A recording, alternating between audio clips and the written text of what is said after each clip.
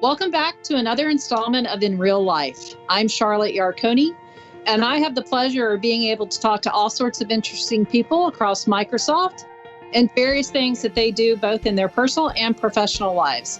And today, I'm very happy that Monilee Keller has joined us. Monilee, welcome. Thank you, Charlotte. Okay, before we begin, can you tell me what team in Microsoft you work at and what do you do? Yes, I'm in the cloud and AI team at Microsoft working in your organization, and I get to work with our partners which help us to sell and manage the Microsoft products. Awesome. Now, one thing I learned about you, actually, when we started working together, is you're a competitive mountain bike racer. Can you tell us a little bit about that?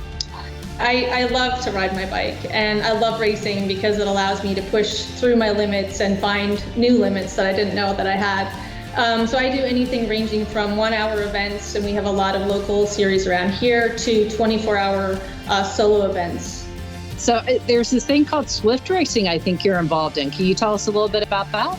Yeah, so it's actually an online racing event that they hold a whole bunch of different events that you can do. And right now you can go and do series. And so right now I'm doing a USA cycling series online. And I get to race with women all across the world. And because of COVID, a lot of in real life events are canceled. So a lot of pros are showing up on this platform to race against each other.